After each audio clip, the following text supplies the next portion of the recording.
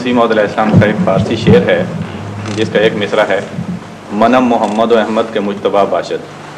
اس کا معنی اور اس کی وضاحت وہ دوسرا مجھے پورا آتا نہیں جی، پہلا مصرع۔ پہلے مصرے میں مسیح الزمان کا ذکر ہے کہ میں ہی وہ مسیح الزمان ہوں، منم محمد و احمد کے مجتبیٰ، یہ دوسرا مصرع۔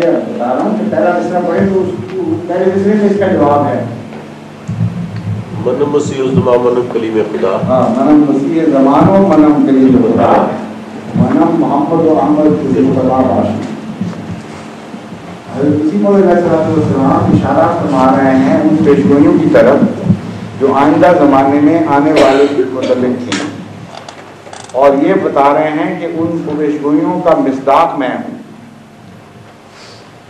مسیح کے آنے کی پیشگوئی تھی جو میرے آنے سے پوری ہو گئی، کلیم کے آنے کی پیشگوئی تھی جو میرے آنے سے پوری ہو گئی، اور آن حضرت صلی اللہ علیہ وآلہ وسلم کی بعثت ثانیہ جس کی قرآن کریم میں پیشگوئی تھی وہ بھی میرے آنے سے پوری ہو گئی۔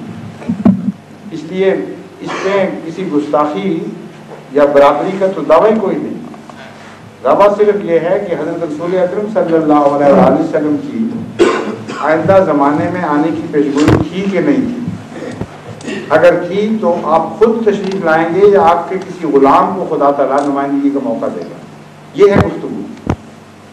اگر یہ ثابت ہو جائے کہ حضرت صلی اللہ علیہ وآلہ وسلم کی دوبارہ بعثت کی پیشگوئی تھی، اور یہ بھی ثابت ہو جائے کہ آپ نے خود نہیں آنا تھا، تو جس کسی نے آنا تھا اس نے یہی دعویٰ کرنا تھا کہ میں وہی محمد و احمد ہوں جس کے آنے کی خبر دی گئی ہے دوبارہ آخری زمانے میں، یہی دعویٰ ہے آپ کا۔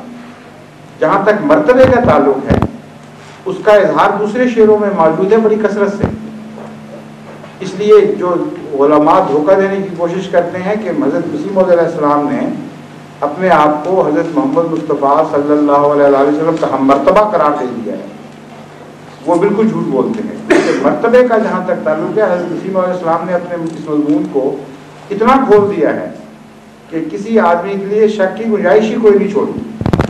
ضد اور تعصب کو کرے تو اس کی مرضی ہے۔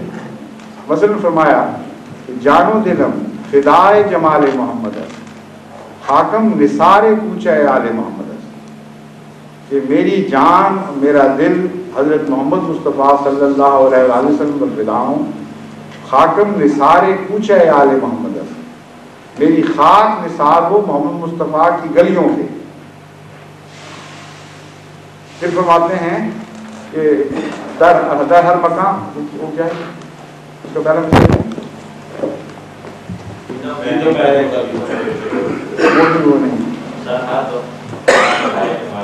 ندائے جمال محمد، اس کا پہلا مصرع کیا ہے؟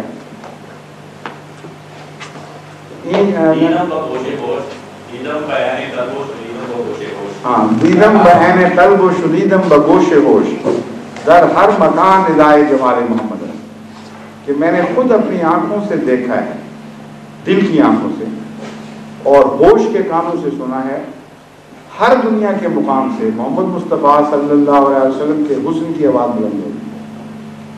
این چشمہ رواں کہ بے خلق خدا دہاں، یا قطرے ہی ز بحر کمال محمد ہے، کہ یہ سارا فیض جو میرے ہاتھوں سے تم جاری دیکھ رہے ہو یہ حضرت محمد مصطفیٰ صلی اللہ علیہ وآلہ وسلم کے عرفان کے سمندر کا ایک قطرہ ہے۔ پھر فرماتے ہیں وہ ہے میں چیز کیا ہوں، بس فیصلہ وہ یہی، سب ہم نے اس سے پایا، شاہد ہے تو خدا، وہ ہے میں چیز کیا ہوں، بس فیصلہ یہی، وہ جس نے حق دکھایا وہ رہنما یہی، وہ مالک یہی ہے۔ اگلا اس کا پہلا مصرع کیا ہے؟ سب ہم نے اس سے پایا، شاہد ہے تو خدایا، وہ جس نے حق دکھایا وہ مالکا یہی ہے، اس نور پر فدا ہوں، اس کا ہی میں ہوں، وہ ہے میں چیز کیا ہوں، بس فیصلہ یہی۔ تو جہاں تک مقام اور مرتبے کا تعلق ہے وہ ان آیات سے ظاہر ہوتا ہے۔ اس لیے اس وقت کسی تمثیل کی خاطر کوئی نام قرار دے دینا، کسی ایک نام کو دوسرے نام پر جسپاں کر دینا، اس کو ہم مرتبہ نہیں بناتا، نہ اس کو شرک کہتے ہیں۔ اگر مرتبے میں برابری کا دعویٰ ہو تو پھر یہ شعر ہو ہی نہیں سکتے۔ یہ تو صاف بتا رہے ہیں کہ مرتبے میں ہم برابری کا دعویٰ کرنے والا جھوٹ بول رہا ہے. اس کی مثال میں قرآن کریم سے بتاتا ہوں. سب سے زیادہ توحید کے گیت حضرت صلی اللہ علیہ وسلم نے گائے. سب سے زیادہ توحید کی روشنی قرآن کریم میں ملتی ہے. اس کے باوجود قرآن کریم میں اللہ تعالیٰ فرماتا ہے ما رمیت اذ رمیت ولکن اللہ رمی. اے محمد صلی اللہ علیہ وسلم تو نے مٹھی نہیں چلائی یا تیر نہیں چلایا جب تو نے چلایا. ولکن اللہ رمی بلکہ اللہ نے چلایا. پھر دوسرے موقع پر فرمایا انما یبایعون اللہ ید اللہ فوق ایدیہم کہ وہ لوگ جو تحت شجرہ بیعت کر رہے ہیں یہ محمد کی نہیں اللہ کی بیعت کر رہے ہیں. اور مزید شک کو دور کرنے کے لیے فرمایا ید اللہ تحت ایدیہم فوق ایدیہم. اللہ کا ہاتھ ہے ان کے ہاتھوں کے اوپر. جو محمد کا ہاتھ تھا وہ اللہ کا ہاتھ ہے.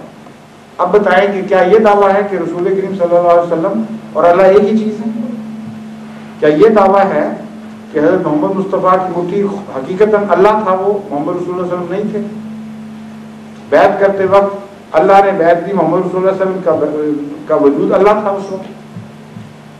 ایک جاہل آدمی تو ضد کر سکتا ہے. چنانچہ بہائیوں نے یہی اعتراض کیا ہوا ہے.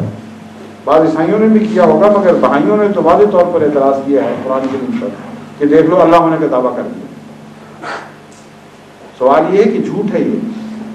باقی قرآن کریم عبد کے طور پر پیش کر رہا ہے, غلام کے طور پر پیش کر رہا ہے.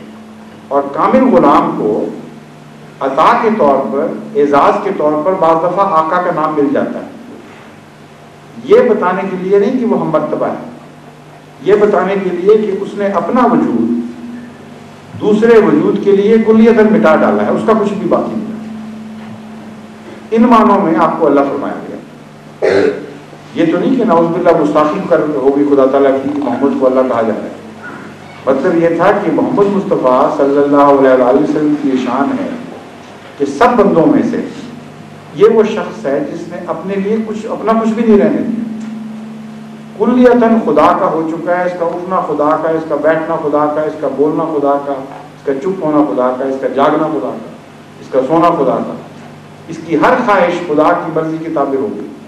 اس لیے اب یہ جو کچھ کہے گا, یہ جو کچھ کرے گا خدا کے مظہر کے طور پر کرے گا. یہ ہے محمد کا اللہ ہونا. تو محمد صلی اللہ علیہ وسلم کے غلام کا محمد ہونا اس کے سوا کوئی معنی بھی نہیں رکھتا, اس کا کچھ بھی نہیں رہا. اور یہ جو میں نے شعر پڑھا تھا یہ اس کی تشریح ہے. وہ ہے میں چیز کیا ہوں, بس فیصلہ یہی. مجھ پر کلیتاً حضرت محمد مصطفیٰ صلی اللہ علیہ وسلم کا فیصلہ, آپ کا عرفان, آپ کا عشق, آپ کی محبت, آپ کی سنت, ہر چیز غالب آ گئی. اور ان معنوں میں اب میں جو بھی کہوں گا وسلم کے منشا اور مرضی کے خلاف نہیں کہہ سکتا. جس طرح رسول اللہ صلی اللہ علیہ وسلم اللہ کے منشا اور اس کی مرضی کے خلاف نہیں کہہ سکتے. یہ تو معنی ہیں جو ہر صاحب فہم کو سمجھ آ جاتے ہیں, لیکن ضد جس نے کرنی ہے, یہ نفرت پھیلانی ہے, اس کا کام یہی ہے, وہ تو نہیں باز آئے گا.